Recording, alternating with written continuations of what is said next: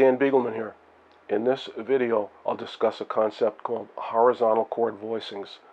What that's about is if you take a chord and then move it horizontally across the fingerboard, either ascending or descending, and each string would follow according to the scale, according to the next scale tone in the key that you're in. And you get some beautiful voicings that way, especially when applied with pedal tones. So hang with me in this video and you'll hear some very beautiful chord voicings.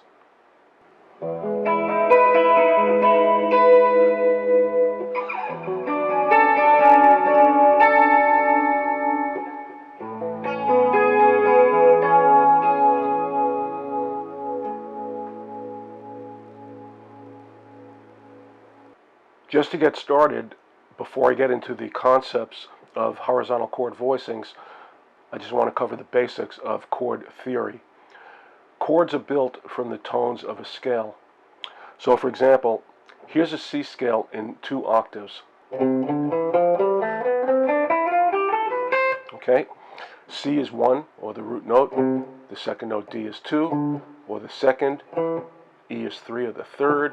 F is 4, or the fourth. G is 5, or the fifth. A is 6, or the sixth. B is 7, or the seventh. C, my octave.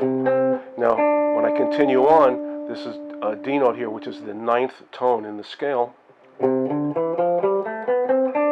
It's the same note as the second tone, which is D, except an octave higher.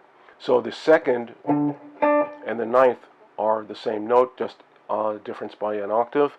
So if I take the 3rd note in the C scale, the 3rd note is E. If I go to the 10th note, that's E again, but an octave higher. So if I played these 2 tones together, if I played C and E, like that, that would be an interval of a third. If I played C and the E, the 10th, that interval is the 10th. Okay, some basic theory, and that would apply to all the tones in the scale. Now, applying this to chords, your basic chords are 3-part chords, like majors, minors. You have to have 3 notes to make a chord, a minimum of 3. Okay? Chords are built in minor thirds, and what that means is if I take the first note in the scale, which is C, skip a note and take the 3rd note, which is E, skip a note and take the 5th note, which is G. If I take those 3 notes, C, E, G, if I put those together, I have a C major chord. So now the first chord in the key of C is a C major chord. If I just play those 3 notes, the first note, the 3rd note, and the 5th note, I have a C major chord. Now if I take the next note in the C scale, which is D, or the second, skip a note, and the next note would give me F, skip a note, the next note would give me A. If I play those 3 together, that gives me D minor. If I go to the 3rd note, which is E, hit that, skip a note, I get G, skip a note, the next one is B,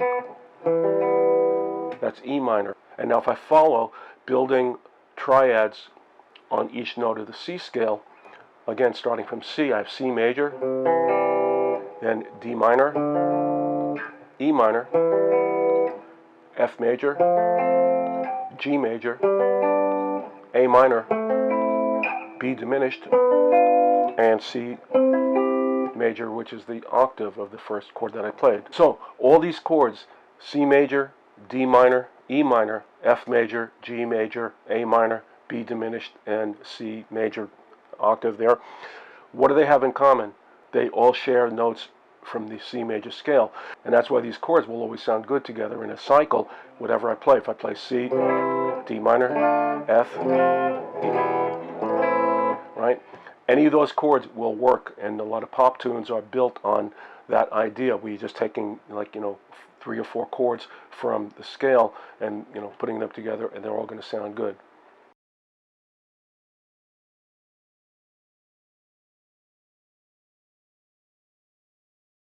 If you would like to learn more about chord theory, go watch my videos, Chords and Arpeggios Part 1 and Chords and Arpeggios Part 2.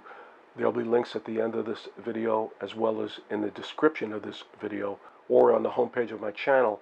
These videos are arranged in playlists, and there's a playlist called Music Theory, and those 2 videos are in there.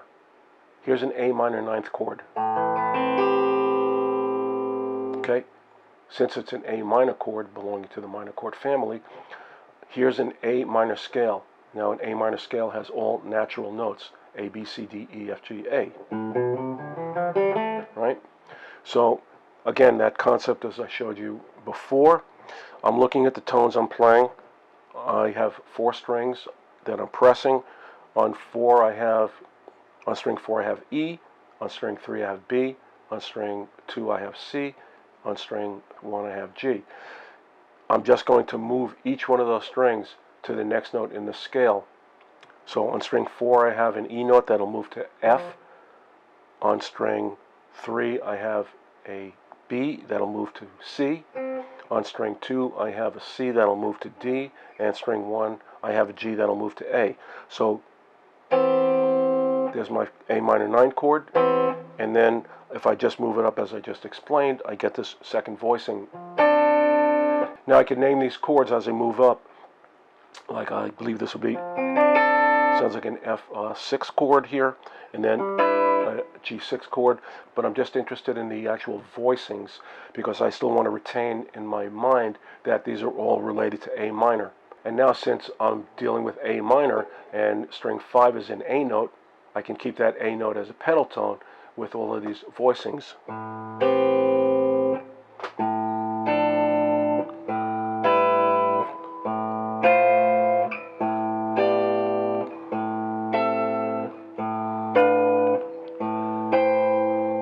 Right? Beautiful voicings. And now applying some effects to these voicings, I'm using a digital delay, a chorus, and a compressor.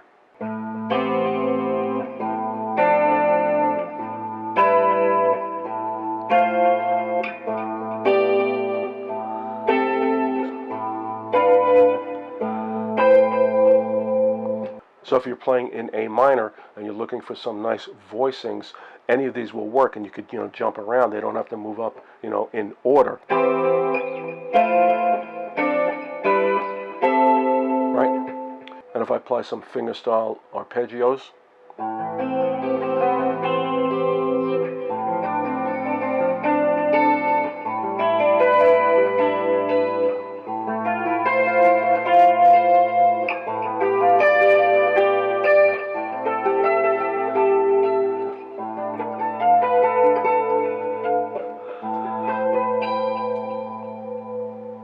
if you're not comfortable playing fingerstyle, of course you can play with a pick.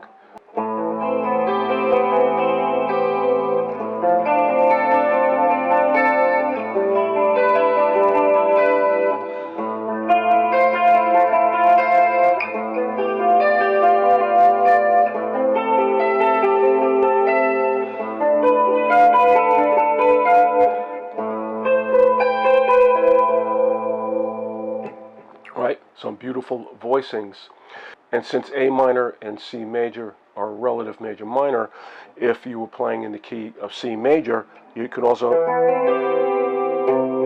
there's a C note there, right?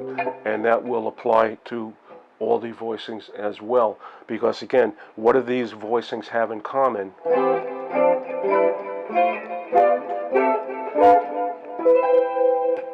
Every note in every one of those chord voicings is in the A minor scale. And you can also just, you don't have to play all 4 strings moving up. You could just take, 2 strings, 3 strings. In other words, let's say I just take strings 1 and 2. Let's say I just take strings 2 and 3. Right? Or 4 and 3.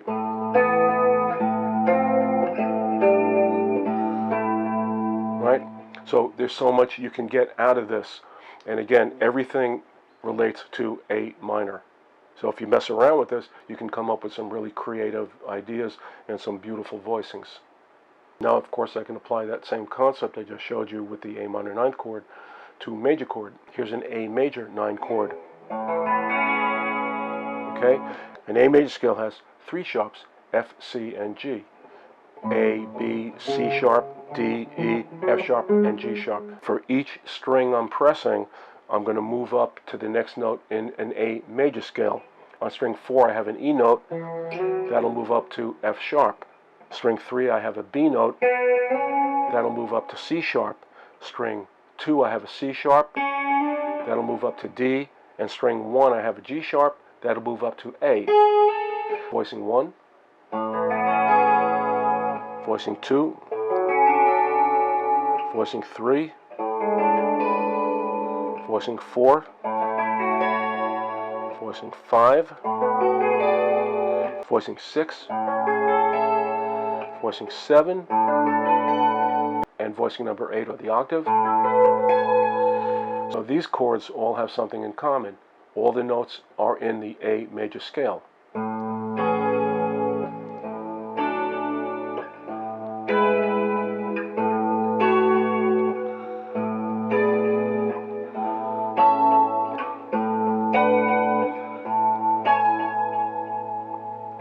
And since A major and F sharp minor are relative major minor, in other words, an A major scale has the same tones as an F sharp minor scale. If I play my first voicing A major 9, but instead of an A bass, if I played an F sharp bass,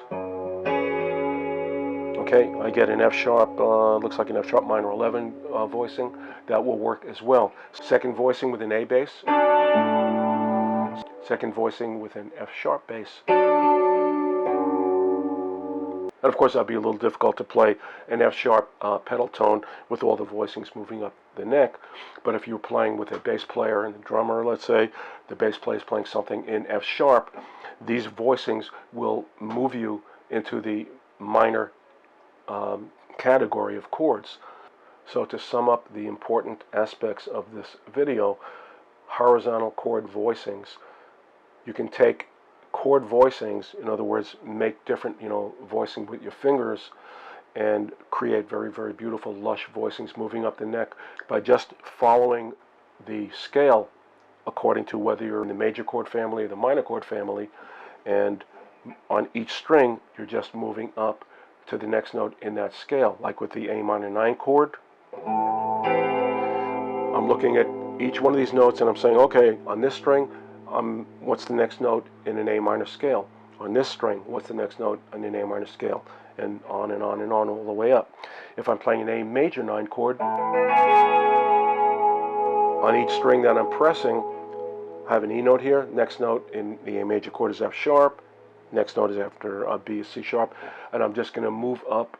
So it's kind of like playing major scales on each of the strings, starting on whatever note you happen to be on, and moving up to the next note in the scale. So of course you have to know the particular notes in that scale. And by moving around with these chord voicings, as I showed you earlier, you can play all 4 strings in these particular chords, of course, or you can play just 2 strings or 3 strings or whatever, will give you very, very nice voicings. And the reason for this, again, with different voicings, is if, let's say, a part of a song or an improvisation is hanging for a while, just like, without shifting chords, just, let's say, staying A minor, for like, let's say 24 bars or something, and you're looking for some interesting voicings to play, looking for some things to color up, you can just draw from this idea. Say, okay, if I'm in the key of A minor, and I could get this A minor 9 chord here, and just kind of move it around, whatever, according to these voicings I had showed you. And you can use, like, to press 2 strings, 3 strings, 4 strings, whatever. And of course, you're in the key of A major. The same concept. You can apply the major chord voicings. And also remember relative major minor. So if I'm playing in the key of C major, I can think, well, C and A minor are the same thing. So I can also apply these A minor voicings to C major. And if I was in the key of F sharp minor, I can also think, well, F sharp minor is relative to A major, so the voicings I showed you for A major could also work if you're in the key of F sharp minor. The whole idea here is to create some beautiful voicings instead of just stock minor major chords. If you enjoyed this video, please hit the thumbs up button and subscribe to my channel if you haven't already. And if you would like to help support the channel, there are links to some tip jars in the description. Thanks for watching. Have a nice day.